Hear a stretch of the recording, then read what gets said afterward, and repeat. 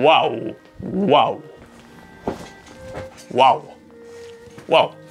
C'était juste orgasmique. C'était génial, c'était génial! Franchement, c'est un épisode oufissime, oufissime. Mais je mets bien un mais. Il peut toujours y avoir des mais dans l'univers de Boruto, et Naruto aussi d'ailleurs. Mais, oui, il peut y avoir un gros mais, puisque de toute façon, un des mais est la suite de l'histoire.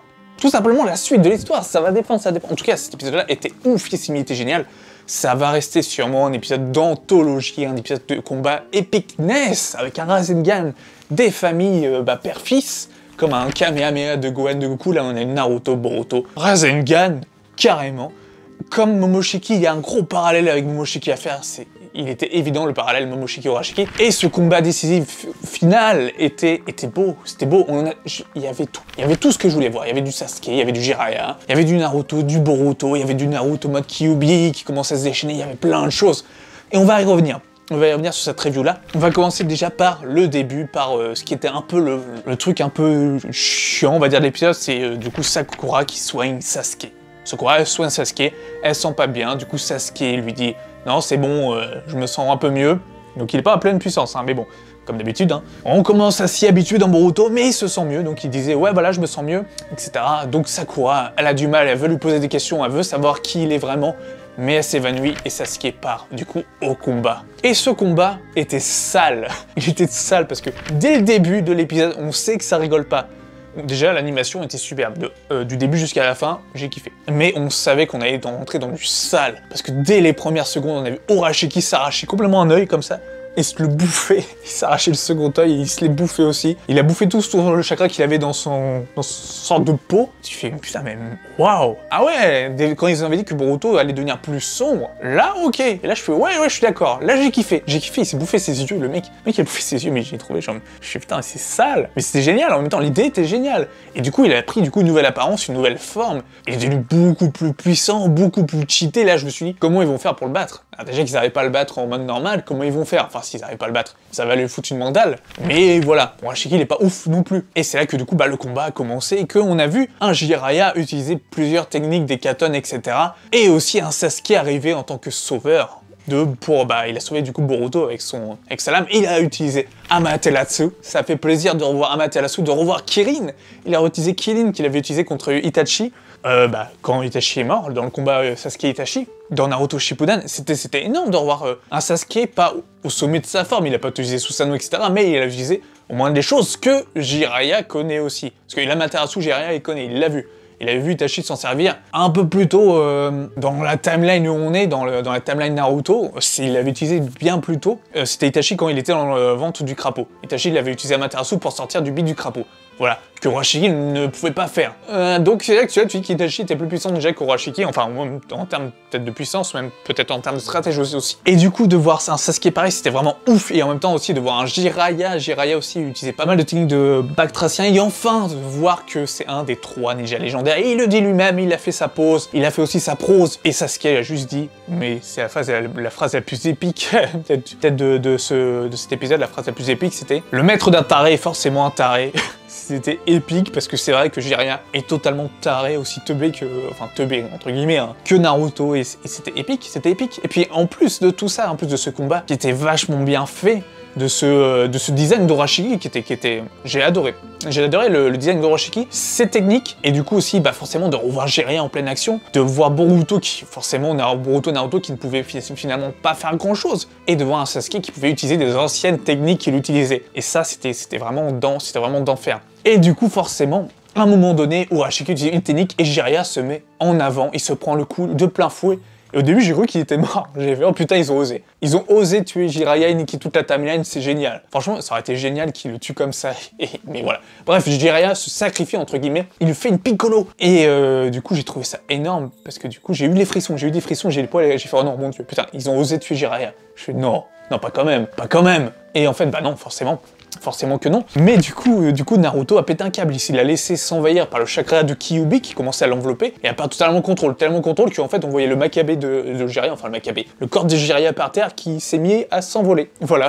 Le non-respect de Jiraiya, il a fait blablabla. Et ça m'a fait rire. J'avoue que pour l'instant dramatique, ça m'a fait dédramatiser le moment. Et à ce moment-là, il était hors de contrôle et il risquait de se consumer et de forcément faire plus de dégâts, mais en même temps, de mourir, sa peau. Et Boruto ne voulait pas laisser du coup son père forcément mourir face à Urashiki, face même à lui-même. Et du coup il décide complètement d'y aller en front, et Sasuke et Jiraiya laissent faire, au calme. Ils disent « Oh, ça peut être dangereux, mais on va quand même laisser faire. » Au final, ça a donné une scène sublime, un petit dialogue entre Naruto et Boruto qui a duré quoi? Quelques secondes, juste pour dire « Voilà, il y a une petite baballe. » Et ça a calmé du coup Naruto. Et Naruto et Boruto ont fait un méga Rasengan qui a déchiqueté du coup Arashiki, qui l'a envoyé valdaguer dans le ciel et l'a totalement explosé. Et du coup voilà, Naruto et Boruto ont vaincu Urashiki. La question qu'on se posait, c'était est-ce que du coup l'arc se finissait à l'épisode 135? Non, le combat contre Urashiki s'est terminé à l'épisode 135, mais l'arc continue la semaine prochaine. Et j'espère, et j'ose espérer qu'il continuera après. Déjà, je vais avoir du mal à me réhabituer à un Konoha avec les éclairs, à voir Shikadai, etc. Parce que du coup, je m'étais réintroduit dans l'univers de Naruto et je veux pas en sortir de l'univers de Naruto. Je suis en mode non, repartez pas dans le futur, restez là, c'est bien. Vous êtes bien, Boruto Sasuke, vous êtes bien ici. C'est cool. J'adore cet univers. J'accroche plus à l'ambiance univers de Naruto que peut-être à l'univers et l'ambiance de Boruto. En tout cas, ce que dégage l'anime par rapport au manga. Et c'est vraiment une grosse constatation qu'à la fin du combat, j'étais triste en disant « Non, je veux pas qu'il s'en aille. Je sais que la semaine prochaine, ça va être un épisode peut-être de transition, peut-être qu'il va être bouclé, mais j'ose espérer qu'il y aura des conséquences, que le futur soit changé drastiquement. » On parle quand même d'un meurtre d'Otsutsuki. On sait ce qui se passe quand un Otsutsuki crève. Maintenant, on sait. Il y a un Kama. Boruto a eu le Kama en tuant Momoshiki. Là, ils ont précisé que c'était Boruto et Naruto qui ont tué Urashiki. Boruto a déjà un Kama. Donc, est-ce que le Kama revient à Naruto? Est-ce que finalement, quand ils vont repartir dans le futur, ils verront un futur totalement différent? J'ose espérer un truc comme ça, tu vois, un truc totalement de taré, de ouf. Ils reviennent dans le futur, ils reconnaissent que dalle. Tout a changé. Le Naruto qu'ils ont connu, c'est plus le même Naruto. C'est un Naruto qui a... Forcément, c'est un Naruto qui a affronté un Otsutsuki. Le mec, il est capable de... il a tué un Otsutsuki Naruto, alors que Kaguya, je veux dire, bref, après, il a du mal contre des ennemis comme, je sais pas, Sasori, par exemple. Mais voilà, là, normalement, il y a plein de questions à se poser. Est-ce que du coup, Naruto a le Kama? Normalement, c'est logique, je veux dire. Si Urashiki est mort, on prend vraiment dans la logique qu'il soit vraiment mort. Naruto a tué Urashiki avec Boruto, mais ils sont tués à deux. Du coup, le Kama, Boruto en a un, du coup, le Kama doit aller sur Naruto. Naruto doit avoir un Kama. En toute logique des choses, Naruto devrait avoir un Kama. Et si on suit cette logique, et si normalement on suit les rumeurs que normalement l'acte devait durer jusqu'en mars, là, on peut carrément faire un truc de folie, là, il retourne dans le futur et finalement tout a changé. Tout a changé et Naruto a un Kama. Et t'introduis ça, mais d'une manière totalement insane. Il y a tellement de choses à faire, j'espère ne pas être déçu. En fait, cet épisode peut être énorme et sera énorme, que à condition que l'arc continue. Parce que là, du coup, là, si on me dit que le futur n'a pas changé d'un poil, d'un iota, c'est du foutage de gueule, parce que Sakura avec sa lettre, Naruto et Boruto, qui se sont entraînés, du coup, Naruto qui est devenu plus puissant qu'il devait l'être à la base, et surtout, Naruto qui tue un Otsutsuki, bien avant Kaguya. Enfin, Kaguya, il l'avait pas tué, il l'avait scellé, mais Naruto qui rencontre un Otsutsuki bien avant Kaguya. Et s'il ne fait pas le rapprochement avec Kaguya, c'est qu'il déjà, il y a un petit problème. Il y avait quand même une ressemblance assez flagrante entre les Otsutsuki, même en termes de pouvoir, de ninjutsu spatio-temporel, il aurait pu même faire le rapprochement avec Obito. Bref, en tout cas, ça peut changer pas mal de choses. Ça devrait changer énormément de choses. Et moi, c'est ce que je veux voir dans l'épisode 136, c'est totalement un nouveau futur. Voilà, je veux voir un nouveau futur. Et ça peut être énorme. Imaginez, ils reviennent, ils s'attendent à que rien n'ait changé. Alors, ils sont cons, enfin, si ça se passe vraiment comme ça, c'est hyper décevant. Imaginez qu'ils reviennent dans le futur, ils voient que tout a changé, que plus rien n'a à voir avec ce qu'ils vivent, enfin, ce qu'ils ont vécu, et qu'ils sont obligés de réutiliser la tortue pour ramener tout en arrière, pour refoutre, entre guillemets, les éléments qu'il y avait dans le bon ordre et rebattre Urashiki. Ça pourrait être insane et ça pourrait être assez énorme. J'espère qu'il y aura un truc comme ça, j'espère que ça aura des conséquences, sinon bah au final c'était inutile. Et au final j'aurais préféré que ça soit que Boruto qui tue Urashiki, comme ça il n'y aura pas eu de problème de Kama. Parce que là du coup le Kama pour Naruto, pour moi il y a forcément un problème. Donc voilà, j'espère que ça changera quelque chose, j'espère que le futur sera drastiquement changé. De toute manière s'il n'est pas drastiquement changé, bah je gueulerai la semaine prochaine. Je dirais putain c'est de la merde. Ah putain l'arc finalement c'est de la merde. L'arc il m'a fait comme ça, et là j'ai eu des frissons, j'ai dit oh c'était génial. C'était génial, et finalement si c'est un pétard mouillé, bah je serais pas d'accord. Je serais en mode non. Je serais en mode non, c'est la merde. Voilà.